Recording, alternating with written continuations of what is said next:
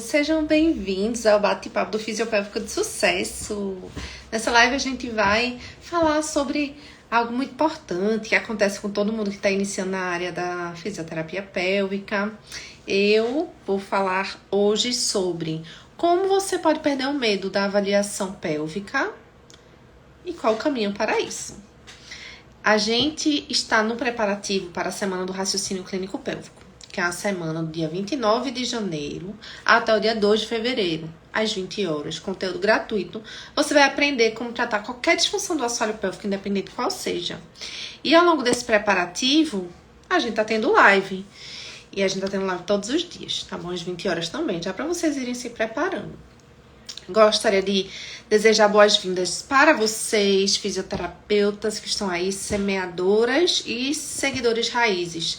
Quem é semeadora é a fisioterapeuta que está no semeando na pélvica, aprendendo a atuar em qualquer disfunção do assoalho pélvico, aprendendo a captar seus próprios pacientes, se tornar referência na área, aprendendo a precificar, aprendendo a realizar um plano de tratamento eficaz, norteador, que entrega resultado. Porém, a gente hoje vai falar sobre isso que eu acabei de falar, sobre como você perde o medo de atuar para o paciente pélvico, né? Especialmente que é uma área tão íntima para quem tá no começo. Depois que você começa a atuar, você não acha tão íntimo assim. Você acha como uma parte do corpo como qualquer outra. Mas, para quem tá começando, acha muito íntimo, acha muito desafiador, fica com vergonha, fica com medo de não realizar uma avaliação perfeita. Mas deixa eu te falar uma coisa, físio. Avaliação perfeita não existe, não. Isso é só pra lhe dar medo e lhe travar. Eu não gosto desse nome. Eu não gosto do nome do Perfect. Porque o Perfect diz que ele é perfeito. Ninguém é perfeito, nenhuma avaliação.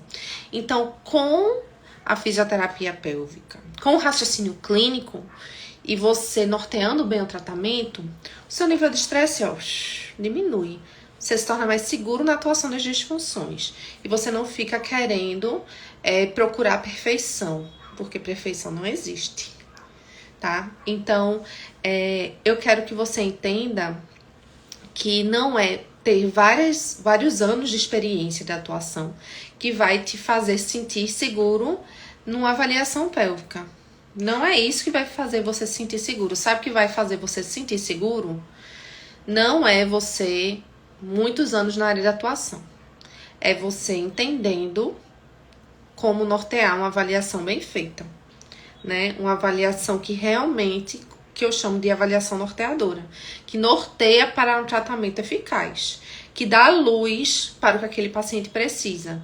E às vezes a gente fica se apegando a características do paciente que não deveria estar se apegando tanto assim, como é o próprio Perfect. É um dado importante, sim.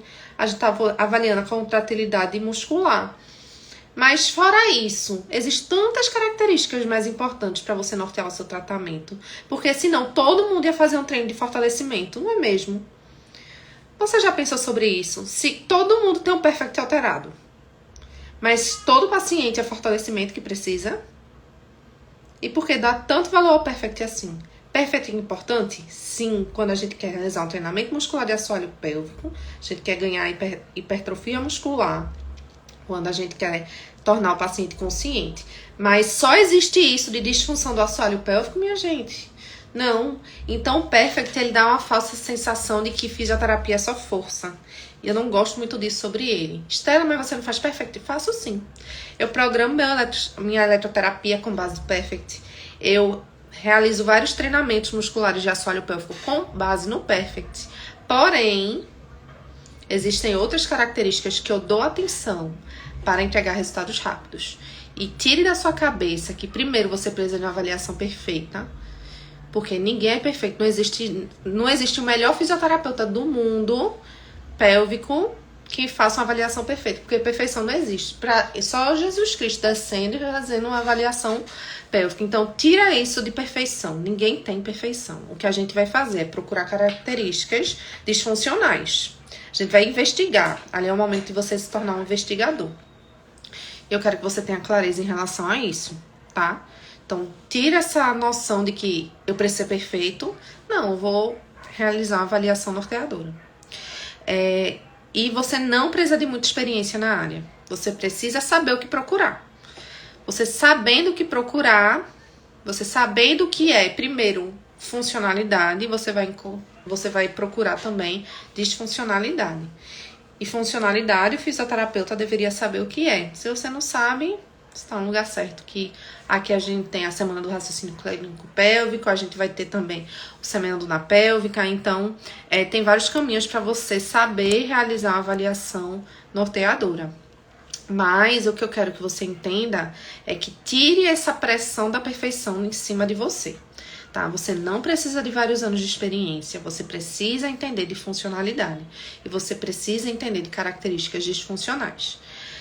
Agora, imagine que você tá lá no seu dia a dia, recebe uma mensagem no WhatsApp de um paciente dizendo assim: olha, eu recebi uma indicação para você, fulaninho me indicou você, e eu tenho esclerose múltipla e gostaria de fazer fisioterapia pélvica para esclerose múltipla, que eu tô começando a perder urina.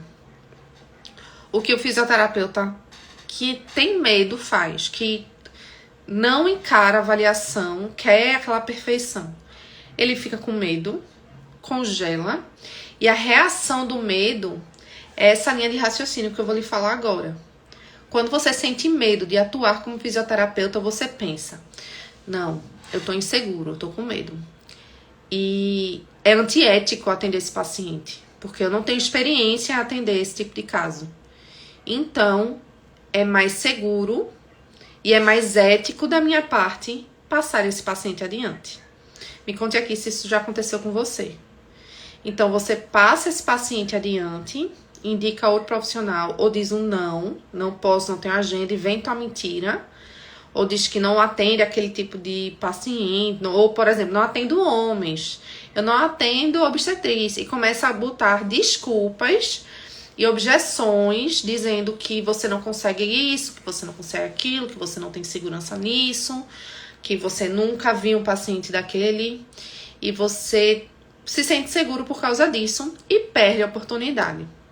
E quando você perde essa oportunidade de realizar uma avaliação, você primeiro está perdendo a experiência que aquilo iria te proporcionar e perdendo o aprendizado, tá? E eu quero que você tenha noção que nenhum profissional começou onde ele está hoje. Todo mundo começou do zero. E começar do zero significa que ele precisou realizar a primeira avaliação dele. Então, tire esse peso dos seus ombros de que você precisa de uma avaliação perfeita. Você precisa de uma avaliação que norteia para o tratamento, que dá clareza da condição daquele paciente. Então, não significa apenas você realizar vários testes clínicos, vários tipos de recursos e equipamentos e pegue várias características. Você precisa ter clareza do que aquele músculo está te dizendo e aquela pessoa está te dizendo e passar aquilo para um diagnóstico cinético funcional. E o que eu sempre falo aqui, mas tem muito seguidor novo e sejam bem-vindos, mas o que eu sempre falo aqui nesse perfil é que fisioterapeuta não pode realizar um tratamento com base no diagnóstico clínico.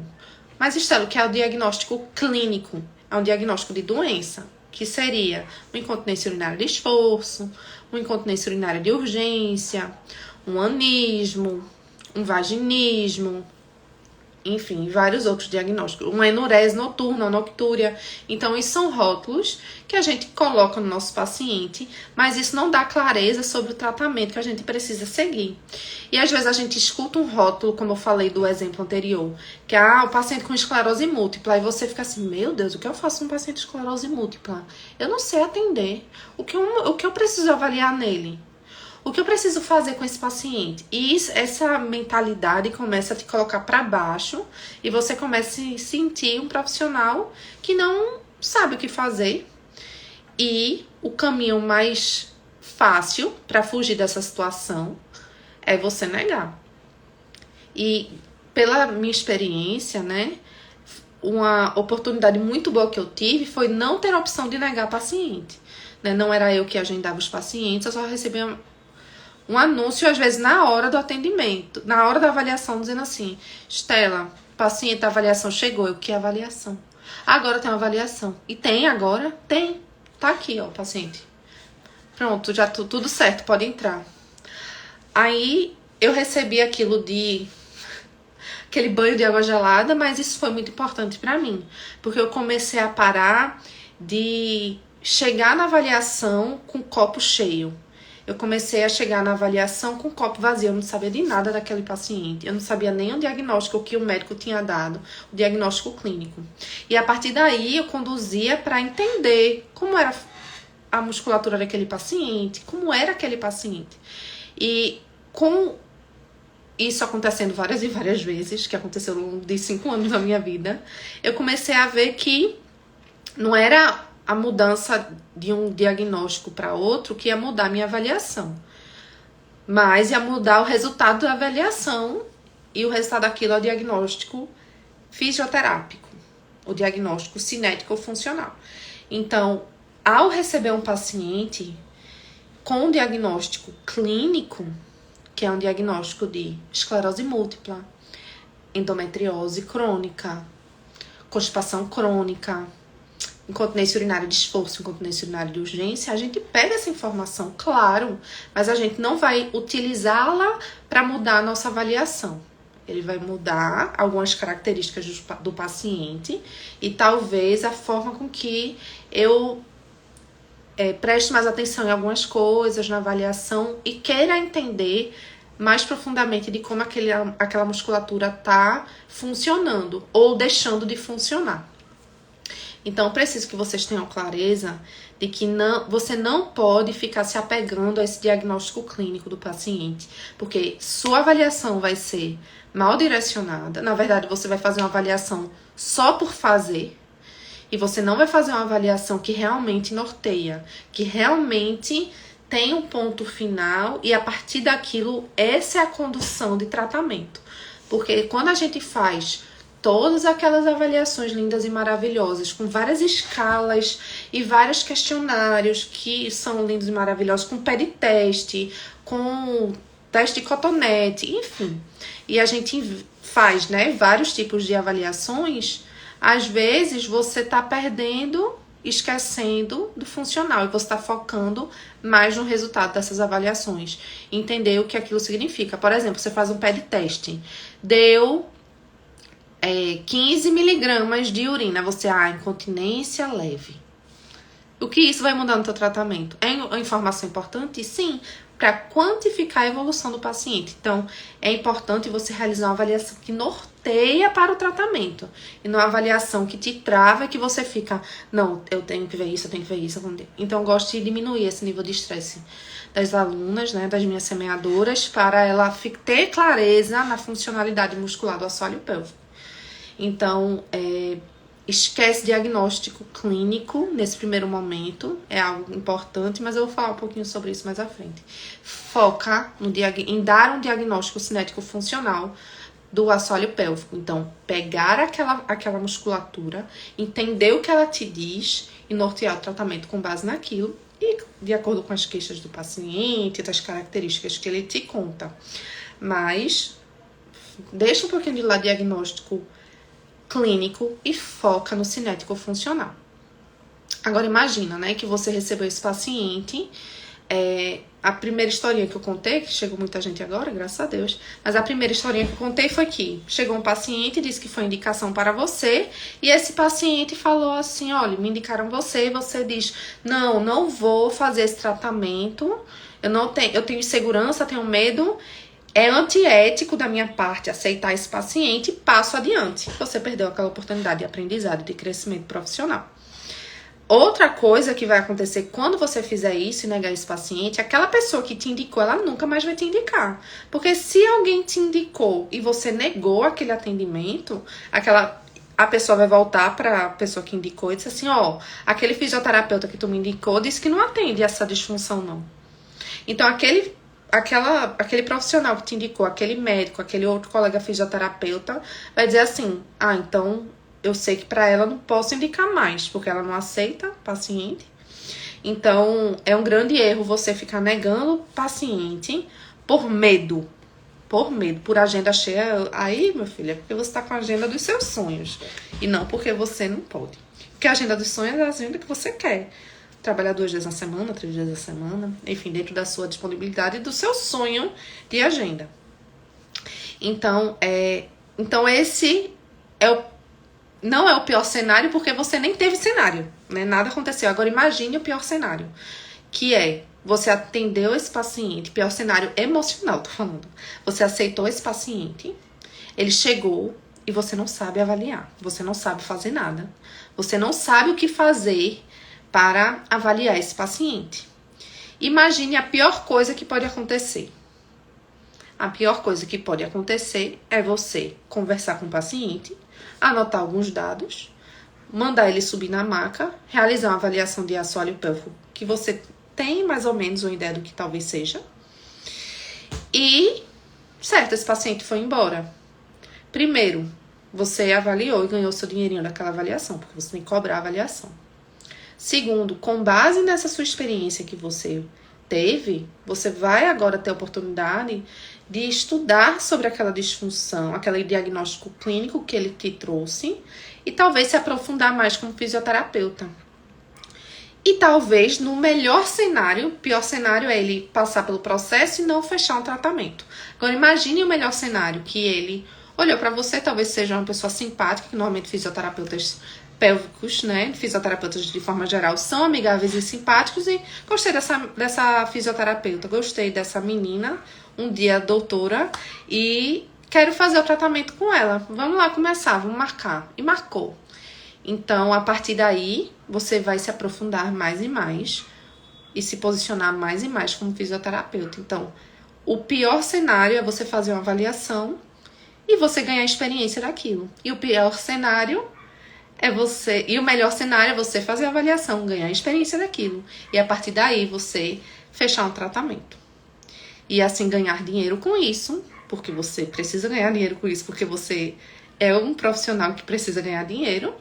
E a partir disso, você está se aperfeiçoando como profissional, como fisioterapeuta. Então, imagine que o pior cenário não é tão ruim assim. O pior cenário, você vai ganhar alguma coisa. Então, não tenha esse bloqueio em relação a isso. Mesmo que seja algo que você esteja se iniciando na área e que você se sinta inseguro naquele momento. Mas, Estela, como eu posso me posicionar se eu não conheço aquela disfunção clínica? Se eu não conheço aquele diagnóstico clínico? Se um paciente chegou com alteração, uma síndrome de Peyronie, por exemplo, ou chegou com esclerose múltipla, ou endometriose crônica, eu não sei como atuar desse diagnóstico clínico. Primeiro, que eu sempre falo para as minhas semeadoras é: não foque em diagnóstico clínico. Cadê o cinético funcional? Então, com base na avaliação, todo fisioterapeuta tem que dar um diagnóstico. Isso eu acredito que exige. Lá na semana do raciocínio clínico pélvico e no semana na pélvica, eu te ensino como dar um diagnóstico cinético funcional. Então, ao dar esse diagnóstico cinético funcional, vai clarear o caminho para o tratamento. Mas, Estela, é importante entender sobre diagnóstico clínico para a gente saber se tem alguma contraindicação, se não tem, se existe alguma peculiaridade daquela disfunção que eu preciso nortear meu tratamento. Concordo com você. Sabe o que a gente faz? Ou antes da avaliação, ou depois, se você não teve tempo, tá tudo bem. Você vai pegar um artigo científico e ler sobre. Você vai ler sobre aquela disfunção e ver se tem alguma peculiaridade que você precisa ter cuidado. Por exemplo, esclerose múltipla, a gente não passa da fadiga do paciente.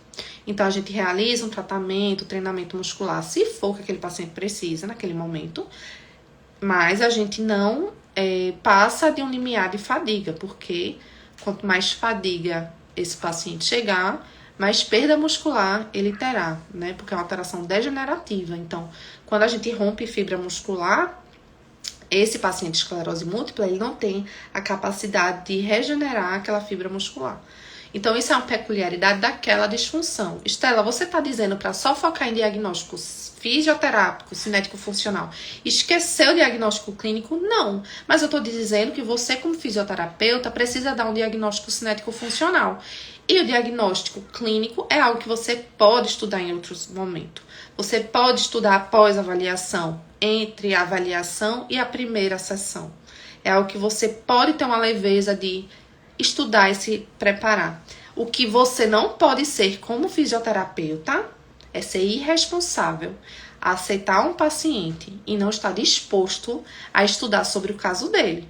Não está disposto a arregaçar a manga, abrir um artigo científico e falar com algum profissional sobre aquele caso, discutir caso, ter trocas. Então, você não pode ser irresponsável, mas você não pode ficar negando o paciente. A coisa mais triste para mim é quando alguém diz assim, o fisioterapeuta pélvico tal te indicou. Por que não fez com ele?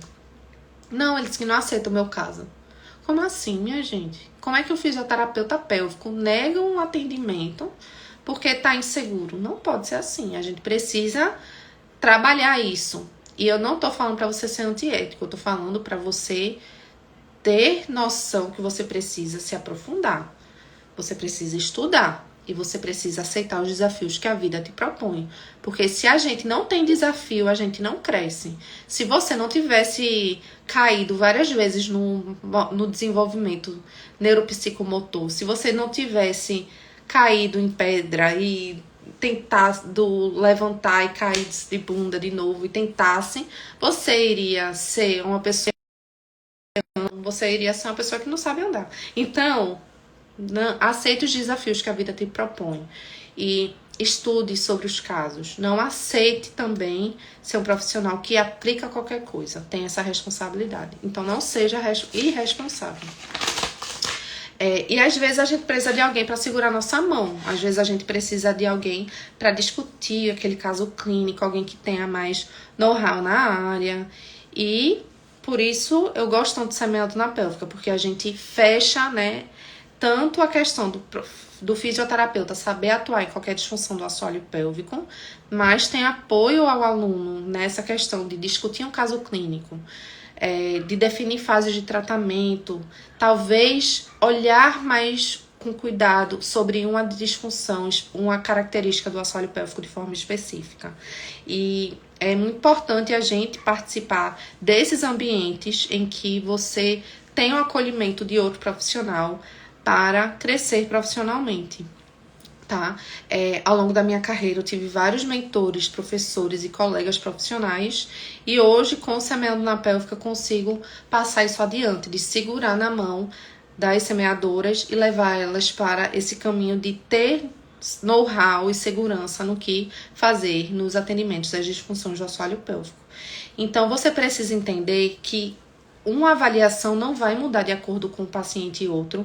Toda avaliação vai seguir o mesmo script praticamente e um script que deve ser funcional e deve ser menos em busca da perfeição daquele paciente. Lembrando que existem várias características funcionais do assoalho pélvico. Contratilidade é uma delas, uma importante. Capacidade contrátil, capacidade de sustentar, endurance, resistência, Aquelas questões que a gente vê no Perfect, elas são importantes sim para o fisioterapeuta e para a avaliação das disfunções do assoalho pélvico. Mas mais importante do que isso é você entender as características disfuncionais do assoalho pélvico e entender o que pode e o que não pode. Porque às vezes um paciente tem um Perfect não tão perfeito assim, mas ele tem um assoalho pélvico funcional. Se você se avaliar um paciente que não tem uma disfunção de assoalho pélvico, tá ali de forma só preventiva, às vezes aquele paciente não tem um perfeito, não tem aquelas capacidades contráteis perfeitas. Mas é um paciente com assoalho pélvico disfuncional, nem sempre. Então é muito importante você entender quais são os diagnósticos cinético-funcionais do assoalho pélvico, quais são os diagnósticos fisioterápicos, de acordo com as funções e disfunções do assoalho pélvico. Existem 5. Lá na semana do raciocínio clínico pélvico, eu vou te entregar isso. Então, além de você aprender a dominar o raciocínio clínico, você vai entender sobre as disfunções do assoalho pélvico e o tratamento referente a elas. E a semana do raciocínio clínico pélvico é o caminho para você, do como você consegue dominar esse raciocínio clínico. Mas se você quiser que eu segure a tua mão e te ensine a captar paciente, dominar ainda mais esse raciocínio clínico, esteja disponível com a nossa comunidade para tirar os casos clínicos e você se sentir seguro como fisioterapeuta pélvico, aí você precisa do Semeando na Pélvica, que é uma formação completa em que eu ensino a você dominar a atuação de qualquer disfunção do assoalho pélvico, mesmo começando do zero, se tornando referência na área. Então, você vai aprender, além de comunicação, né, um pilar tão importante que é de atuar em qualquer disfunção do assoalho pélvico e também saber se comunicar para captar os seus próprios pacientes e, além disso, você saber fazer uma sessão que gere uma experiência de atendimento satisfatório para o seu paciente, que é a fidelização. Então, o Semeando na Pélvica tem esse intuito, e eu quero falar para vocês que no dia 5 de de fevereiro, vamos abrir as vagas para o Semeando na Pélvica, para eu segurar a tua mão e te mostrar o caminho para você se tornar referência na fisioterapia pélvica. E o caminho para isso é pela semana do raciocínio clínico pélvico. Então lá vai ter muito conteúdo, vocês já vão aprender muito. E no dia 5 de fevereiro eu vou abrir as vagas do Semeando na Pélvica, né? É um curso extremamente completo em que tudo que você não viu na sua pós-graduação eu te entrego nessa formação. No dia 5 de fevereiro, né, mês que vem, dia 5, daqui a, se eu não me engano, 2 semanas, a gente vai abrir o Semeando na Pélvica. Isso, daqui a menos de 2 semanas. A gente vai abrir o Semeando na Pélvica, que é a formação completa para você aprender a atuar como fisioterapeuta pélvico e ter segurança no atendimento, porque isso é o pilar principal. Você vai aprender a realizar uma avaliação bem feita, norteadora. Você vai aprender a dominar o raciocínio clínico ao longo dessa avaliação e ao longo do tratamento do seu paciente. E você vai aprender a realizar um plano de tratamento, porque não adianta só realizar uma avaliação bem feita, mas você não sabe nortear aquele tratamento para o que aquele paciente precisa. Além de tudo isso, no Semeando na Pélvica, você vai aprender comunicação para captação de paciente e, além disso, proporcionar experiência de atendimento. Tudo isso para você se tornar referência na fisioterapia pélvica. Então, não perca dia 5 de fevereiro. Porém, você precisa estar inscrito na Semana do Raciocínio Clínico Pélvico, em que você vai aprender a atuar em qualquer disfunção do assoalho pélvico e se tornar seguro. Ah, Estela, como eu faço para me inscrever na Semana do Raciocínio Clínico Pélvico? Você precisa se inscrever na semana, é gratuito, do dia 29 de janeiro até o dia 2 de fevereiro. Se inscrever gratuitamente, você vai entrar no link do WhatsApp, né? Você vai ser redirecionado para o WhatsApp e depois você precisa ir no seu e-mail e pegar uma aula que eu vou te ensinar como converter um paciente para a venda no primeiro contato. Aquele paciente que chega para você e diz assim, tem por plano, e você sabe falar com ele para ele entender o valor do seu tratamento, tá certo?